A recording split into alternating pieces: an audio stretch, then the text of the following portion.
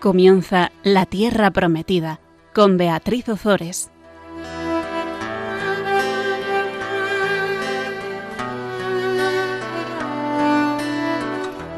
Buenas tardes, queridos oyentes de Radio María. Aquí estamos con todos vosotros un viernes más comentando la palabra de Dios. Buenas tardes, Fabián. Buenas tardes, Beatriz. Bueno, vamos a comenzar rezando el Magnificat a la Virgen, si te parece, y después ya nos metemos de lleno con los macabeos. Proclama mi alma la grandeza del Señor, se alegra mi espíritu en Dios mi Salvador, porque ha mirado la humillación de su esclava. Desde ahora me felicitarán todas las generaciones, porque el Poderoso ha hecho obras grandes por mí. Su nombre es santo y su misericordia llega a sus fieles de generación en generación. Él hace proezas con su brazo, dispersa a los soberbios de corazón, derriba del trono a los poderosos y enaltece a los humildes. A los hambrientos los colma de bienes y a los ricos los despide vacíos. Auxilia a Israel su siervo acordándose de la misericordia, como lo había prometido a nuestros padres en favor de Abraham y su descendencia por siempre. Amén. Amén. Bien, pues ven Espíritu Santo, ven por María. Amén. Amén. Pues en el programa pasado, en la primera parte del programa pasado, terminamos de comentar esa historia tan apasionante y tan enriquecedora del martirio de los 7 hermanos con su madre. Y ya en la segunda parte del programa nos metíamos de lleno en las acciones militares de Judas y en sus primeras victorias. Decíamos que Judas reunió a sus compañeros, aquellos que permanecían fieles en el judaísmo, y suplicaron al Señor que mirase a su pueblo y tuviera compasión de ellos. Formó un ejército organizado, un ejército que dice la Biblia que llegó a ser irresistible para los gentiles, una vez que la ira del Señor se transformó en misericordia. Y teníamos por otra parte al rey Filipo, que al ver que Judas iba obteniendo ventaja y que iba obteniendo grandes éxitos, escribe a Ptolomeo, que era el estratega de Celesiria y Fenicia, para que le ayudara en estos asuntos. ¿Qué hace Ptolomeo? Ptolomeo designa inmediatamente a Nicanor y a Gorgias. Nicanor era hijo de Patroclo, uno de los principales amigos del rey, y le envía con el fin de exterminar a toda la raza de los judíos. Y junto a él manda a Gorgias, que era un militar profesional con experiencia en acciones de guerra. ¿Qué hace Nicanor? Nicanor decide completar la venta de los cautivos que iba a tomar de los judíos, y con ese dinero que sacaba de la venta, pagar el tributo al rey de los romanos. Lo que iba a sacar de la venta era un talento por 90 esclavos. Y comentábamos que según eso se pagaría por cada judío más o menos lo mismo que los 30 siclos de plata que se pagó por Jesús, que era el precio común de un esclavo. Bueno, pues nos quedamos ahí y ahora... Bueno, perdón, me he equivocado, no nos quedamos ahí. Y también comentamos que Judas fue informado de la llegada de Nicanor y hubo 2 reacciones en el pueblo judío. Por una parte, la de los cobardes e incrédulos que se dieron a la fuga, y por otra parte, la de aquellos que querían salvar al pueblo de Dios y hacerlo, si no era en atención a ellos mismos, por lo menos en base a las alianzas que Dios había hecho con sus padres. Bueno, pues ahí tenemos esas 2 reacciones, y tenemos a Judas con ese ejército organizado, y vamos a ver cómo reacciona ante la llegada de Nicanor. No sé si quieres comentar algo, Fabián. Vamos a ver cómo reacciona. Venga, pues vamos a leer los versículos 16 al 18 del capítulo 8 del segundo libro de los Macabeos. El Macabeo reunió a los suyos en número de 6.000 y empezó a exhortarles a no amedrentarse ante los enemigos, ni acobardarse ante la multitud de los gentiles, que venían contra ellos injustamente, sino a luchar con valentía, teniendo ante los ojos el inicuo ultraje llevado a cabo por aquellos contra el santuario, así como el escarnio de la ciudad maltratada e incluso la abolición de la forma de vida de la ciudad recibida de los antepasados. Porque aquellos, les decía, ponen su confianza en las armas y también en sus proezas. Nosotros, en cambio, ponemos nuestra confianza en el Dios Todopoderoso, que puede abatir con un solo gesto a cuantos vienen contra nosotros y al mundo entero. Bueno, pues estos versículos nos muestran que la confianza en Dios es el arma más poderosa de Judas Macabeo. Como dice el apóstol San Pablo en su carta a los Romanos, si Dios está con nosotros, ¿quién contra nosotros? Judas exhorta a todos a no acobardarse, a luchar con valentía, y eso es algo que nos sirve para nuestros días, ¿no? Para el momento en el que estamos viviendo, a no acobardarnos y a luchar con valentía. ¿A luchar con valentía para qué? Para implantar el reino de Dios en este mundo. ¿Y cómo les exhorta? Les dice que tengan ante los ojos el ultraje llevado a cabo por aquellos contra el santuario. En realidad, lo que ya lo hemos comentado en programas anteriores, lo que Judas quiere salvar es el templo. Porque sobre todo en aquella época la forma que tenían de comunicarse con Dios era a través del templo y a través de los sacrificios del templo y a través de la oración del templo. De hecho, ya lo vimos cuando fueron desterrados a Babilonia, que destruyeron el templo de Jerusalén. O sea, el pueblo lloraba ante los ríos de Babilonia porque no tenía un lugar en el que ofrecer sacrificios a su Dios. Entonces, para ellos el ultraje contra el templo era la destrucción, significaba la destrucción de su propio pueblo.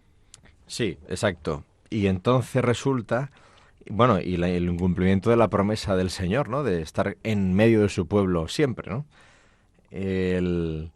Luego, cuando Cristo ya vino y resucitó y todo, y cayó el templo de Jerusalén, pues claro, ya la promesa era mucho más plena que les habían hecho antes, porque el Señor sí estaba en medio de su pueblo, pero ya no en el formato del templo de Jerusalén. Bueno, y entonces es muy importante ver también aquí una indicación que nos da la palabra de Dios, ¿no? Y es que las amenazas que continuamente en nuestra vida existen por parte del mal se deben enfrentar en ejército, es decir, con otros. Solos no podemos, con los demás, y confiando en Dios es como se libran las batallas y ganamos. Entonces, hay que rezar y pedir ayuda, rezar y colaborar, rezar y hacer lo que está de nuestra parte, rezar y lo que sea, pero rezar. Rezar y pedir ayuda, contar con los demás, apoyarse unos a otros y hacer todo lo que está de nuestra mano, porque si no la oración tampoco es sincera. Si yo no hago todo lo que es de mi mano, es que realmente no quiero eso que estoy pidiendo. Y rezar, porque evidentemente el ataque supera nuestras fuerzas defensivas por nosotros mismos solos, ¿no?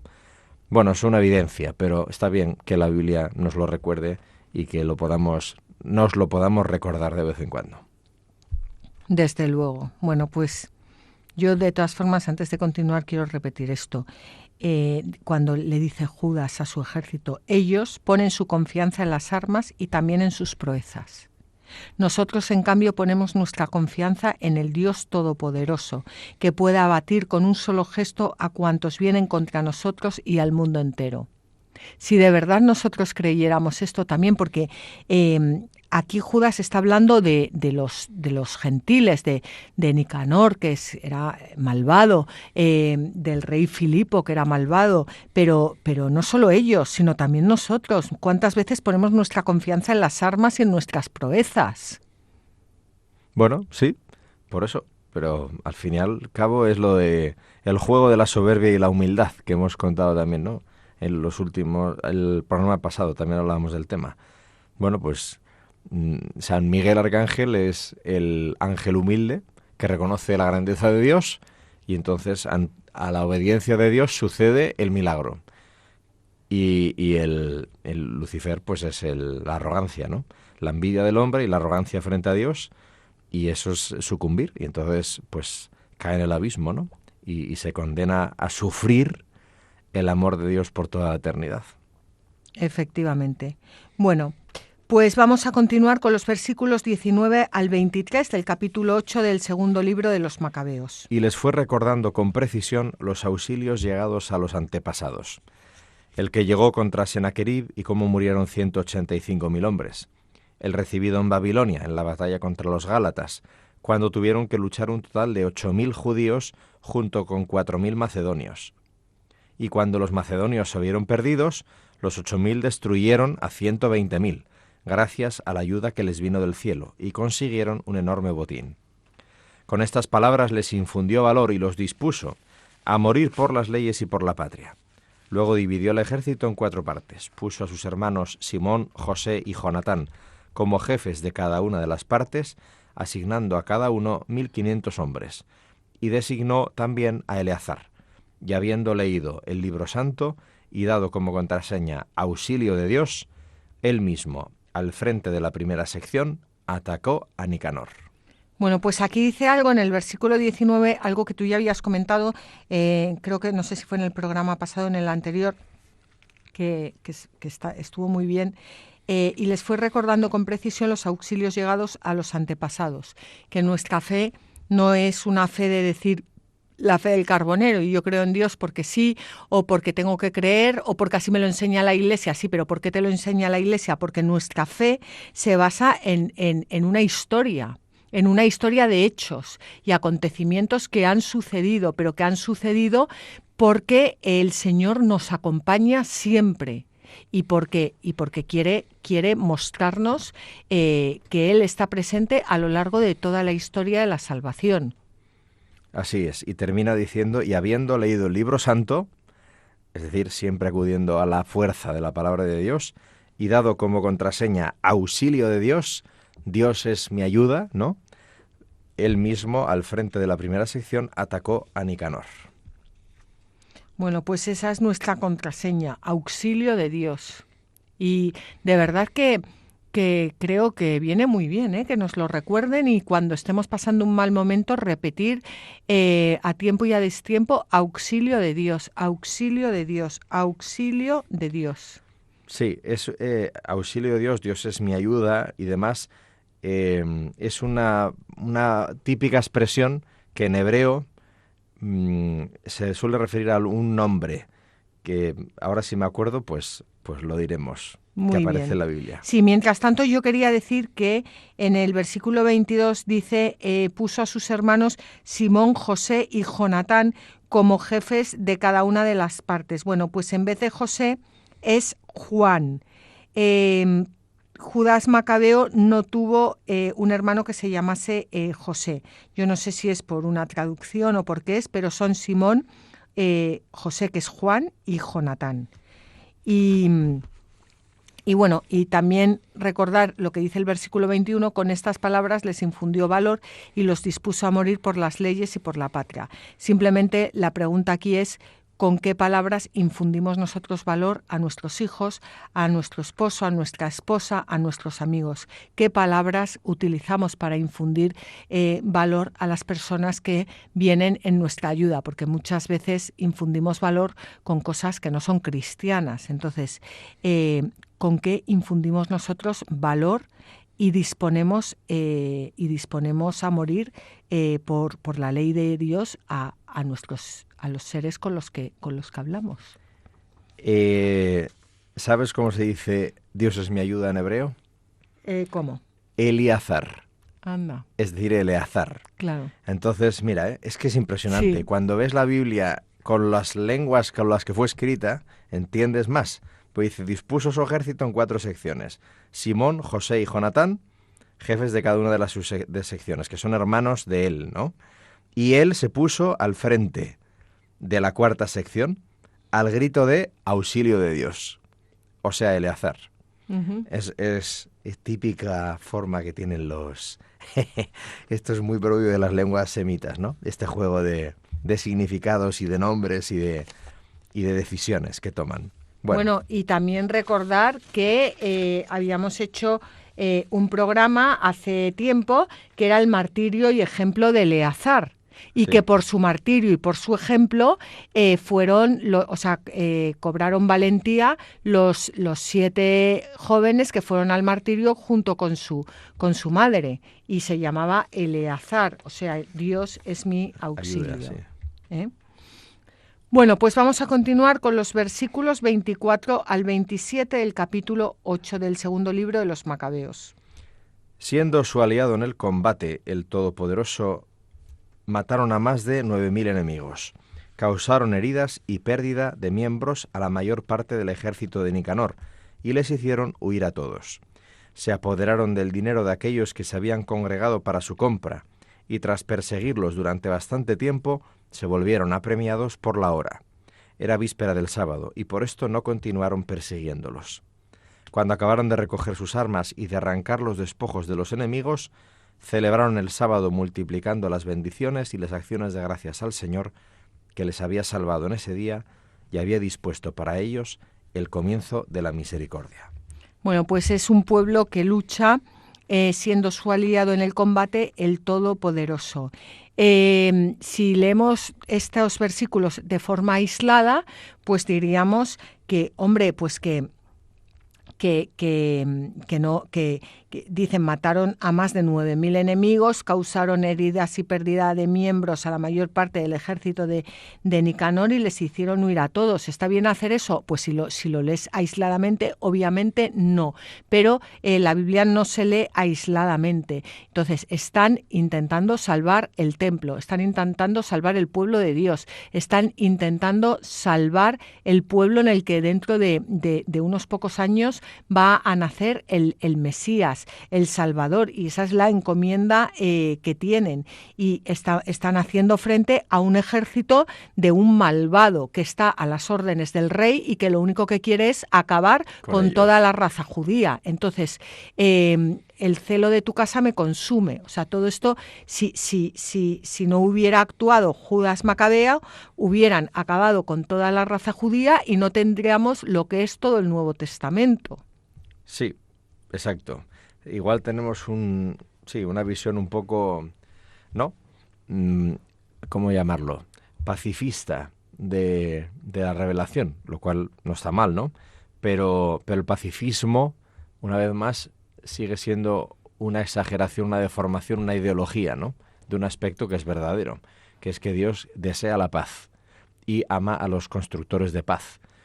Pero hay ocasiones en las que, por desgracia, es necesario el uso de la violencia para impedir un mal mayor, que es el arrase total, ¿no? Por parte del mal, de alguna, pues lo que sea. En este caso estamos hablando del templo y del pueblo judío y tal, ¿no?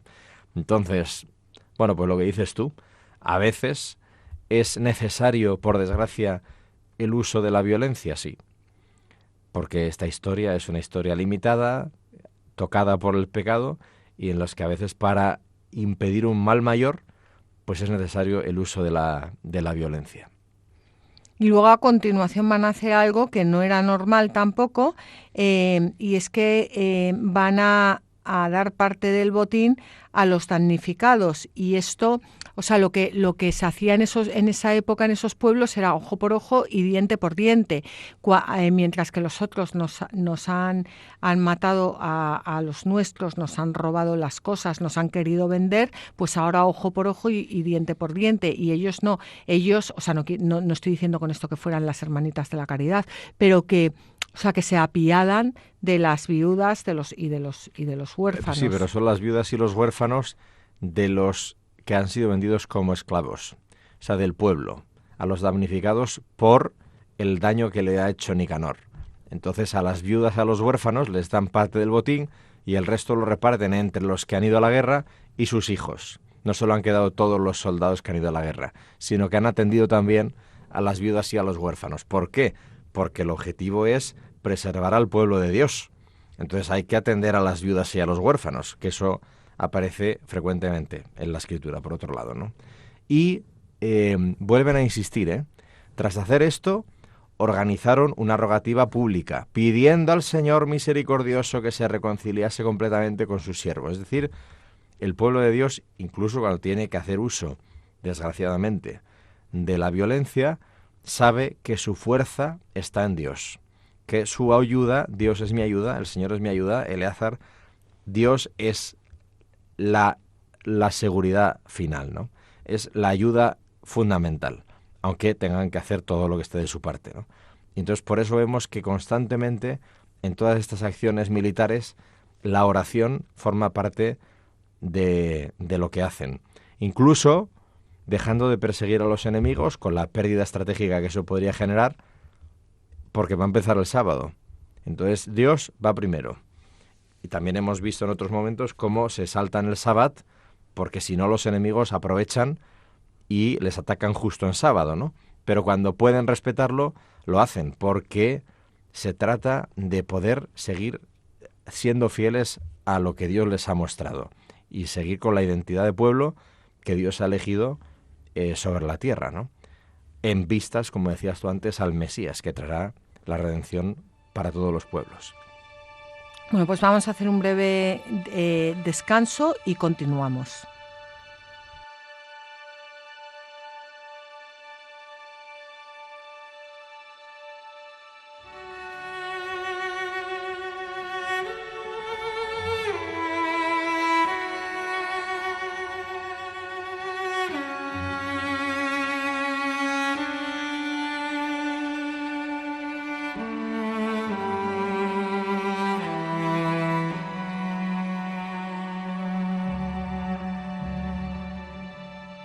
Ach, ինչ լավ էր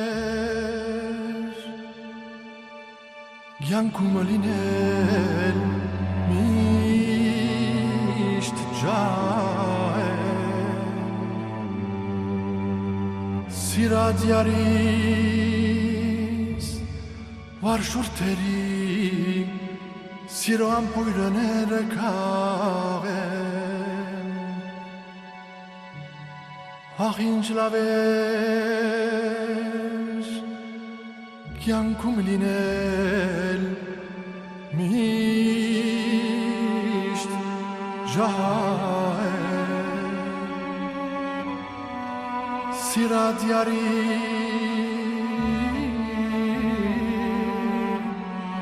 վարշուրթերի սիրո ամպույրներ քաղել Շուտը մի անցիր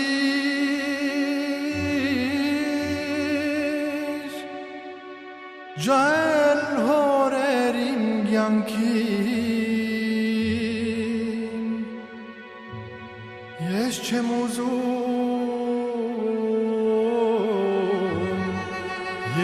ուզում ձերանալ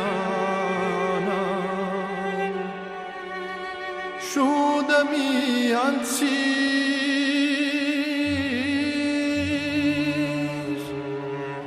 Ջահել օրերիս կյանքում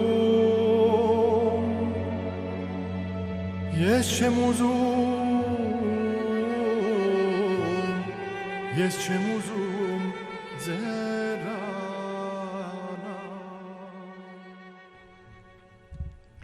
Queridos amigos de Radio María, continuamos en el programa La Tierra Prometida. Estamos al micrófono Fabián Melendi y Beatriz Ozores. Estábamos hablando de Judas Macabeo, de cómo Judas Macabeo reúne a un ejército para hacer frente a Nicanor y a Gorgias, que han sido enviados por el rey Filipo con la orden de acabar con todo el pueblo judío. Combaten a Nicanor y combaten también a Timoteo y a Báquides. Vamos a leerlo ahora en los versículos 30 al 33 del capítulo 8 del segundo libro de los Macabeos. Combatieron también a los hombres de Timoteo y Báquides y mataron a más de 20.000 de ellos. Llegaron a apoderarse completamente de fortificaciones altas y se repartieron abundante botín, haciendo partes iguales para ellos y para los damnificados, los huérfanos y las viudas, e incluso para los ancianos. Después de recoger diligentemente las armas de los enemigos, lo guardaron todo en lugares estratégicos, y el resto de los despojos lo llevaron a Jerusalén. Mataron incluso al oficial jefe de los guardias de Timoteo, hombre muy perverso, que había afligido mucho a los judíos. Mientras celebraban la victoria en tierra patria, quemaron a los que habían incendiado las puertas sagradas, y también a Calístenes, que había huido a una cabaña. Este recibió así el salario merecido por su impiedad.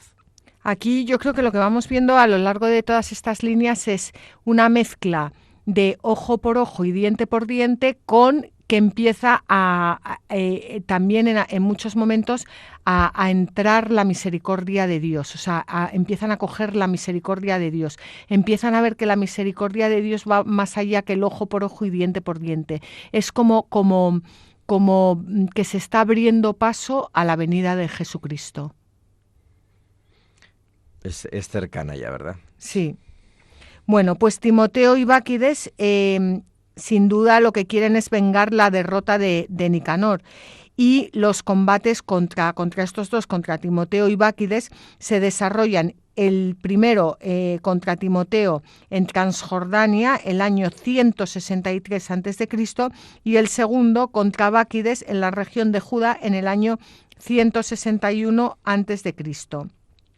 Y lo que hemos dicho, que esa venganza de los judíos con los prisioneros que hemos leído tenemos que entenderla teniendo en cuenta la ley del talión y la relación que el autor del libro segundo de los Macabeos va mostrando entre el pecado cometido y el castigo del pecador.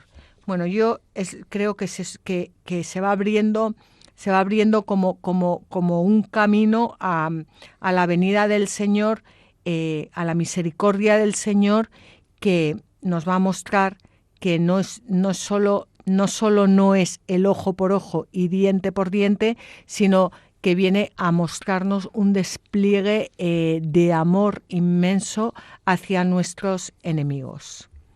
Vamos a continuar con los versículos 34 al 36. El 3 veces culpable Nicanor, que había traído a los 1000 mercaderes para la venta de los judíos, humillado con la ayuda de Dios por los que él había considerado inferiores, despojado de su traje de gloria y convertido en un desertor solitario en medio del campo, llegó a Antioquía aún con buena fortuna después de la destrucción de su ejército. El que había afirmado que pagaría el tributo a los romanos con la venta de los judíos de Jerusalén, proclamaba que los judíos tenían un defensor y que de hecho eran invencibles porque seguían las leyes establecidas por aquel. Bueno, pues en el segundo libro de los Macabeos todos estos episodios están entremezclados porque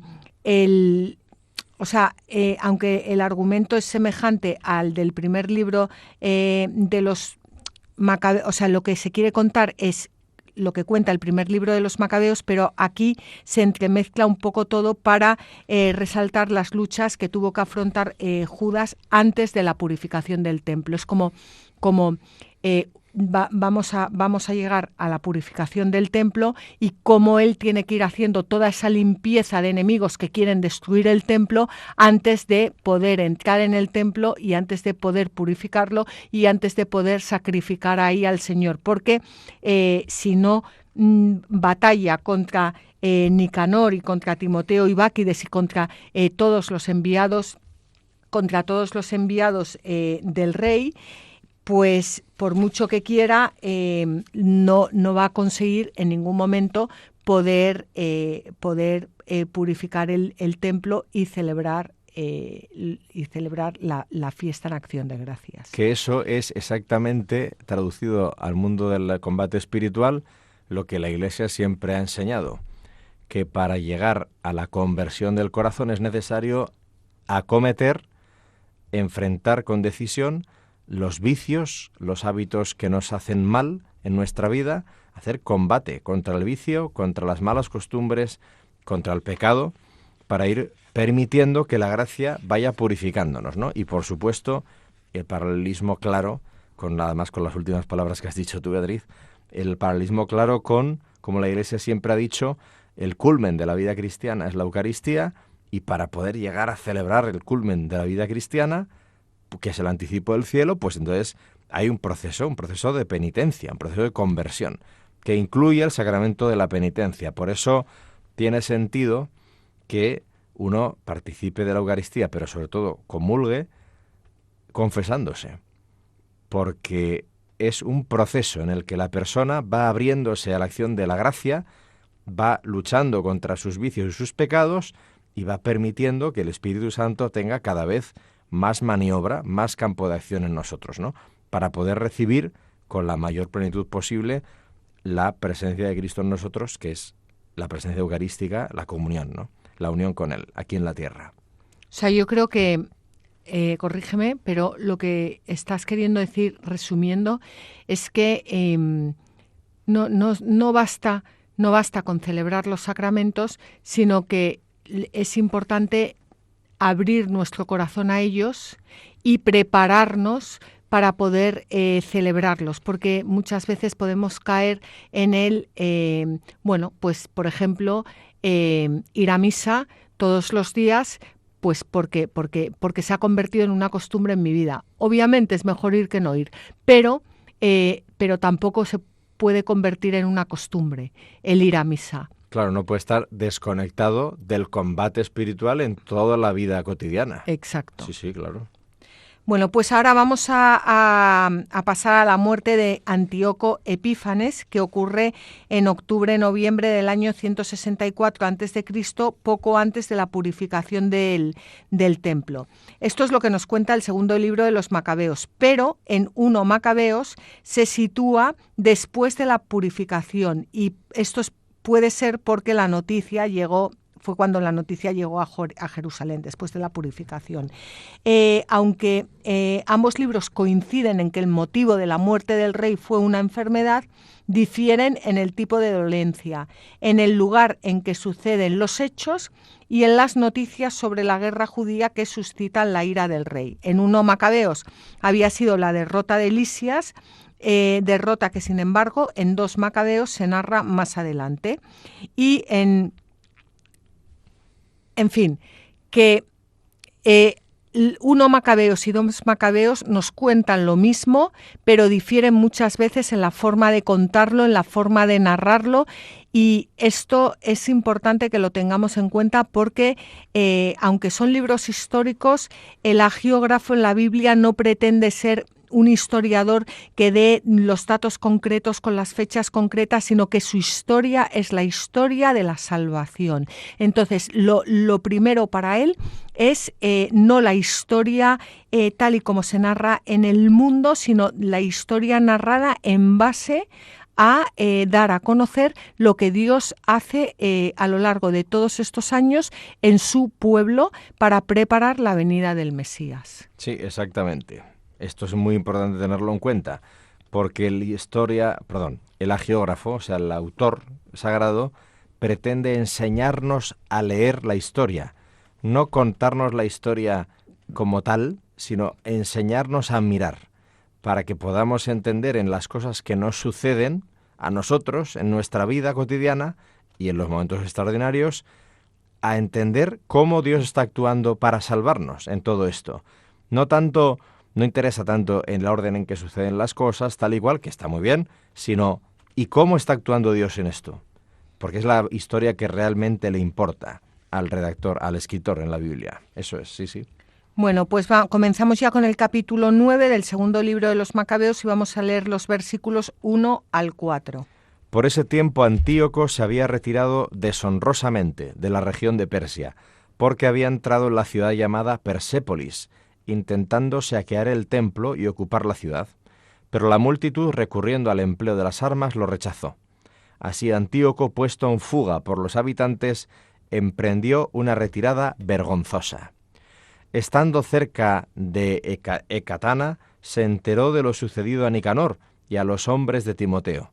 Entonces, llevado por la furia, pensaba descargar en los judíos el mal que había recibido de aquellos que lo habían puesto en fuga, por lo que ordenó al conductor del carro que siguiera adelante sin detenerse hasta concluir el viaje.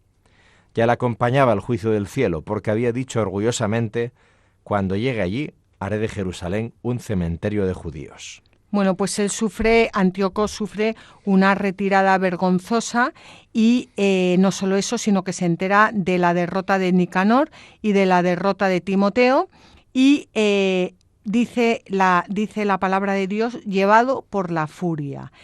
Y esto también es importante que nos paremos a pensar y que hagamos un examen de conciencia cuántas veces nosotros, o sea, qué nos lleva a las acciones, porque muchas veces es la furia la que nos lleva a tomar decisiones de las que luego, por supuesto, nos arrepentimos, porque es poco probable, bueno, puede ser, pero es poco probable que las acciones que tomamos llevados por la furia lleguen a buen puerto. Pues llevado por la furia, quiere descargar en los judíos el mal que había recibido de aquellos, o sea, de esa retirada vergonzosa, quiere vengarse, vamos, en otras palabras, de aquellos que lo habían puesto en fuga. Y le dice al conductor del carro que siga adelante sin detenerse. Está lleno de furia, odio, rencor y sed de venganza, pero dice la palabra que ya le acompañaba el juicio del cielo, porque había dicho: cuando llegue allí haré de Jerusalén un cementerio de judíos. Exactamente. Entonces, bueno, pues ya el autor nos va preparando lo que parece que es inminente, ¿no? Que es la desgracia, la muerte de Antíoco Epífanes. Que vamos a ver a continuación lo que ocurre. Vamos a continuar con los versículos 5 al 10. Pero el Señor, que lo ve todo, el Dios de Israel, le golpeó con una herida incurable e invisible. Apenas acabó de pronunciar aquellas palabras, le invadió un irresistible dolor de entrañas y agudos espasmos internos. Muy justamente, pues él había atormentado las entrañas de otros con muchas y extrañas formas de tortura. Con todo, él no desistía de ningún modo en su arrogancia, sino que todavía se llenó de más soberbia, respirando fuego en su furor contra los judíos y ordenando acelerar la marcha. Pero sucedió que se cayó del carro, que iba a gran velocidad, y al sufrir tan grave caída, se le desencajaron todos los miembros de su cuerpo. El que poco antes con su arrogancia sobrehumana pensaba dar órdenes a las olas del mar y creía poder pesar en una balanza las cimas de los montes, caído en tierra, era transportado en una camilla, haciendo manifiesta a todos la fuerza de Dios. Hasta tal punto que del cuerpo de aquel impío salían gusanos, y manteniéndose vivo entre dolores y sufrimientos, se le caía la carne a trozos. Todo el ejército sentía náuseas por el olor de la podredumbre. Al que poco antes le parecía tocar las estrellas del cielo, nadie podía transportarlo por la insoportable intensidad de su hedor. Bueno, esto es una descripción impresionante de cómo actúa el pecado en el hombre. Es que es impresionante. O sea, primero te entra pues eso, la retirada vergonzosa porque lo haces mal, y en vez de admitir tu derrota, te empieza a carcomer todo por dentro. Después te empieza a entrar la furia, después una sed de venganza, después solo ves cómo acabar con el que te ha atacado, y cómo Dios le golpea con una herida incurable e invisible, pero para zarandearle, para que se dé cuenta que va por muy mal camino, y él, dice aquí, le invadió un irresistible dolor de entrañas y agudos espasmos internos, y dice muy justamente, porque él había atormentado las entrañas de otros con muchas y extrañas formas de tortura, y Dios se las da a él para ver si tiene una conversión, y la palabra nos dice que él no desistía de ningún modo en su arrogancia, sino que todavía se llenaba más y más de soberbia, respirando fuego contra los judíos y ordenando acelerar la marcha. ¿Y qué pasa? Que estaba tan furioso, tenía tanta sed de venganza, que iba tan aprisa que se cayó el carro y sufrió una gran caída, y se desencajaron todos los miembros de su cuerpo, porque todo su cuerpo y todo su ser estaba lleno de pecado y estaba dividido. Y aquí a uno le trae a la mente la caída de San Pablo del caballo. ¿Cuál es la diferencia? La diferencia es que aunque San Pablo iba a matar a los cristianos, San Pablo tenía sed de justicia. Él lo hacía porque tenía sed de justicia, una justicia equivocada, pero tenía sed de justicia, tenía celo de Dios, y Dios le tira del caballo y San Pablo se convierte. En cambio, este no tenía sed de justicia, tenía sed de venganza, tenía sed de muerte, tenía sed de odio, y entonces se cae del caballo y queda putrefacto. Dice el texto que le salían gusanos. Eso es lo que te da el pecado, lleno de dolor, de sufrimiento, que se le caía la carne a trozos y que la gente sentía náuseas por el olor de la podredumbre, y eso es el olor que emana el pecado. Es que es la descripción maravillosa del pecado. Y hace nada tenía el poder mundano suficiente para acabar con quien le diera la gana, y ahora era una persona completamente repugnante. Sí, para sí mismo, como vamos a ver a continuación, ¿no? Uh-huh. Bueno, pues vamos a continuar con los versículos 11 al 17 del capítulo 9 del segundo libro de los Macabeos.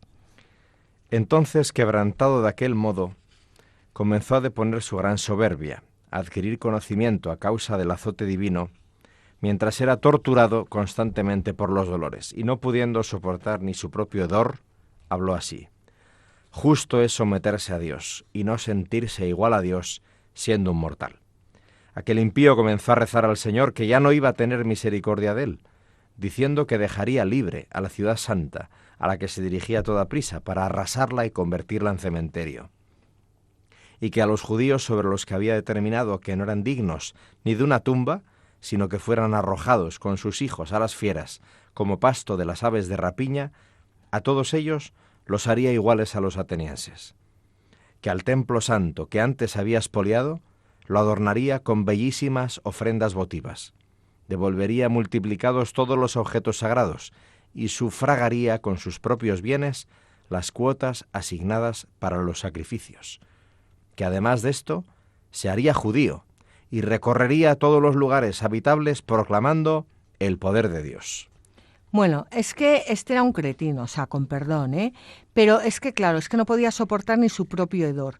O sea, empieza a decir que es justo someterse a Dios y no sentirse igual a Dios siendo un mortal, pero porque ha perdido todo. O sea, no porque haya tenido una conversión como la tuvo San Pablo, sino porque ve que se causa repugnancia hasta sí mismo. Y comienza a rezar al Señor y dice que ya no iba a tener misericordia de él. Dios tiene misericordia de todo el mundo. Lo que no iba a tener era misericordia de él, porque continuaba metido en su gran soberbia, que, como dice Santo Tomás, es el más grave de los pecados, porque la soberbia, al fin y al cabo, es la aversión a Dios y a sus preceptos, es la consecuencia del resto de los pecados. Entonces, claro, Dios no puede tener misericordia de una persona que le desprecia, que le rechaza. O sea,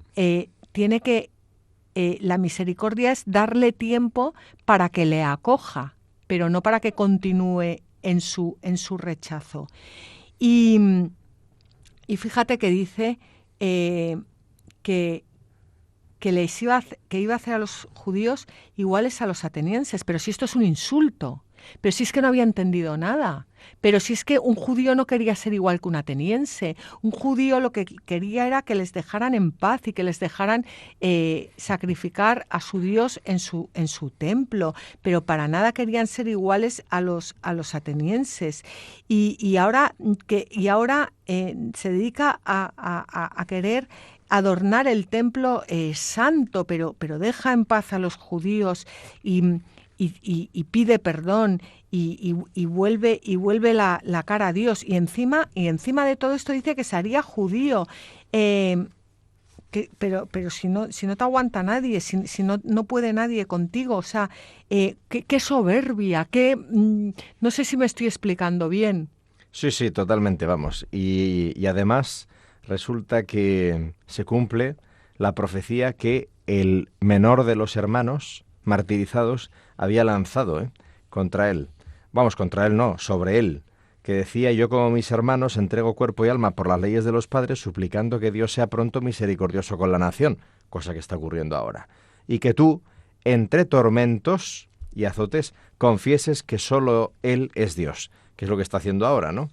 Entonces, dice la Escritura, no tuvo misericordia de él, es decir, no le libró de la muerte que esta enfermedad, esta herida invisible, dice la Escritura, le iba a causar. Lo cual no quiere decir que no haya tenido misericordia después del velo de este mundo, ¿no? Traducido, sí tiene valor, no es una conversión en sentido estricto, ¿no? Porque no es plena, no hay contrición. Hay atrición, pero no hay contrición. Con atrición hay dos formas de arrepentirse o de tener culpa en lo que hacemos mal. La atrición es cuando me doy cuenta de los efectos negativos que tiene sobre mí mismo lo que acabo de hacer, entonces me arrepiento, pero no porque me parezca mal lo que he hecho, sino porque los efectos me perjudican. Y la contrición es cuando realmente me arrepiento porque reniego del mal que acabo de cometer, porque no lo quisiera haber cometido, porque me opongo al mal que he hecho, no a los efectos que me perjudican del mal que he hecho. Entonces, el arrepentimiento pleno y deseable es el que tiene la contrición. Pero la atrición, dice Santo Tomás, es suficiente para recibir con fruto, por ejemplo, en la confesión sacramental, el perdón de Dios. Eso quiere decir que el purgatorio puede ser que sea más largo, ¿verdad? Que sí hay contrición, pero ya es un primer paso de darse cuenta de que no eres Dios, que eres un mortal y los efectos negativos del mal que haces también te perjudican. Bueno, entonces, podemos confiar en que esta no conversión plena, pero sí reconocimiento de que él no era Dios, le haya valido después, ¿no? Porque como este libro ya habla de las verdades últimas de después de la muerte, pues es también una enseñanza sobre esto, ¿no? Vale más arrepentirse, aunque solo sea con atrición, y ayudar a la gente a valorar el mal que se está haciendo al hacer el mal, aunque no puedan llegar a más. Vale más morirse con ese arrepentimiento que obstinados en el pecado y en la soberbia de negar que Dios y yo somos diferentes, ¿no? Que Él es Dios y que yo no lo soy, que yo soy un mortal. Bueno, y vamos ya a llegar al final de este capítulo 9, en el que nos narran la muerte. Bueno, él deja designado a rey a su hijo Antíoco, y vamos a ver cómo muere en los versículos. Saltamos ya a los versículos 28-29 del capítulo 9 del segundo libro de los Macabeos. De esta forma, aquel asesino y blasfemo, sufriendo los peores males, tal como él se los había hecho sufrir a otros, acabó su vida en tierra extranjera, entre las montañas, con una muerte miserable. Filipo, su hermano de leche, transportó el cuerpo y, desconfiando del hijo de Antíoco, se marchó a Egipto junto a Ptolomeo Filometer. Bueno, pues aquí lo dejamos hoy con la muerte del rey Antíoco. Y os agradecemos haber compartido con nosotros este rato. Estaremos de nuevo dentro de 15 días y, como siempre, podéis escuchar el programa en www.radiomaria.es, pedirlo en el teléfono de Radio María 91 822 8010. También podéis meteros en el blog latierraprometida.es, todo junto en minúscula, latierraprometida.es, y escribirnos a latierraprometida@radiomaria.es. Y como siempre, os animamos a que cojáis vuestras Biblias y no dejéis de leerlas, meditarlas y rezarlas, porque los libros sagrados, el Padre que está en los cielos sale amorosamente al encuentro de sus hijos para conversar con ellos.